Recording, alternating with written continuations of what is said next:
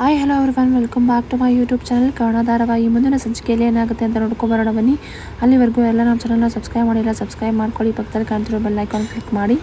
ಈ ಕಡೆ ಶುರುವಿನಲ್ಲಿ ಶಿವು ಮಾವ ಹೋಗಿ ಇಷ್ಟೊತ್ತಾಯ್ತು, ಏನಿದು ಇಷ್ಟೊತ್ತಾದ್ರೂ ಬರಲೇ ಇಲ್ಲ ಅಂತ ಎಲ್ಲರೂ ಕೂಡ ಟೆನ್ಷನ್ ಮಾಡ್ಕೊಂಡಿರ್ತಾರೆ. ಹಾಗೆ ಪಾರ್ಗೂ ಕೂಡ ಟೆನ್ಷನ್ ಆಗ್ತಿರುತ್ತೆ. ಆಗ ಪುರೋಹಿತರು, ಇಲ್ಲ ಶಿವು ಅವರು ಕಲ್ಯಾಣಿಯಲ್ಲಿ ಸಿಲುಕಿದ್ದಾರೆ, ಯಾರೋ ಅವ್ರನ್ನ ಬಂಧನ ಮಾಡಿದ್ದಾರೆ, ಅವರು ಮೇಲ್ಗಡೆ ಬರೋದಕ್ಕಾಗ್ತಿಲ್ಲ, ಅವರು ಮೇಲ್ ಬರೋದಕ್ಕೆ ತುಂಬಾನೇ ಕಷ್ಟಪಡ್ತಿದ್ದಾರೆ ಅಂತ ಪುರೋಹಿತರು ಹೇಳ್ತಾರೆ. ಆಗ ಅದನ್ನ ಕೇಳಿಸ್ಕೊಂಡ ಪಾರು ತುಂಬಾನೇ ಕಣ್ಣೀರಾಗ್ತಾರೆ. ಆಗ ಕರ್ಣ ಅವರು ಕೂಡ ತುಂಬಾನೇ ಟೆನ್ಷನ್ ಮಾಡ್ಕೊಂಡಿರ್ತಾರೆ.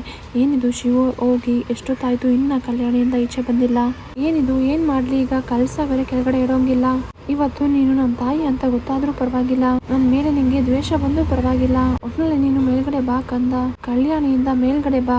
ಆಗ ಕಣ್ಣೀರಾಗ್ತಿರ್ತಾರೆ ಶಾರದಮ್ಮ ಅವರು. ಅವನು ದೇವಿ ಪುತ್ರ, ಅವನಿಗೇನು ಆಗ್ಬಾರ್ದು ತಾಯಿ, ನಿನ್ ಮಗ ಅವನು, ನೀನೇ ಕಾಪಾಡಮ್ಮ ಅಂತ ಕಣ್ಣೀರಾಗ್ತಾರೆ.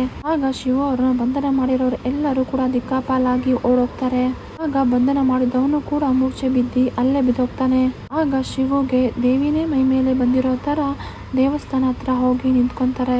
ಆಗ ಕರ್ಣನು ಕೂಡ ಅವ್ರ ಜೊತೆ ಹೋಗ್ತಾರೆ. ಎಲ್ಲರೂ ಕೂಡ ತುಂಬಾನೇ ಶಾಕ್ ಆಗ್ತಾರೆ.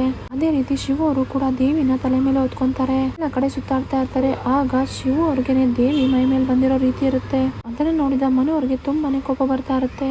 ಇವನಲ್ಲೇ ಬಂಧನ ಆಗ್ತಾನೆ ಅಂತ ಅನ್ಕೊಂಡಿದ್ದೆ, ಇವನ್ ತಿರ್ಗಾ ಬದುಕಿ ಬಂದಿದ್ದಾನೆ ಕಲ್ಯಾಣಿಯಿಂದ.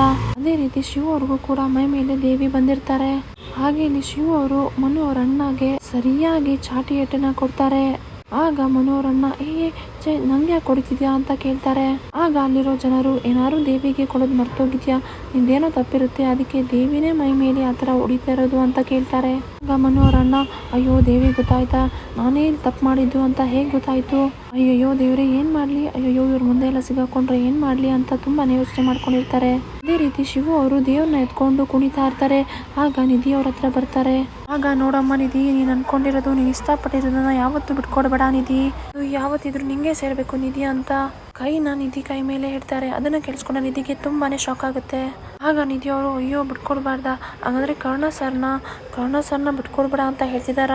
ಆಗ ಶಿವು ಅವರು ಕೋಪದಿಂದ ಮನು ಅವ್ರ ಅಣ್ಣನ ಹತ್ರನೂ ಹೋಗಿ, ನಿಂಗೆ ಪಾಪದ ಕೂಡ ತುಂಬ್ತಾ ಇದೆ, ನಿಂಗೆ ಹುಳಿಗಾಲ ಇಲ್ಲ. ಅದನ್ನ ಕೇಳಿಸ್ಕೊಂಡ ಮನು ಅವ್ರ ಅಣ್ಣಂಗೆ ತುಂಬಾನೇ ಟೆನ್ಷನ್ ಆಗ್ತಾ ಇರುತ್ತೆ.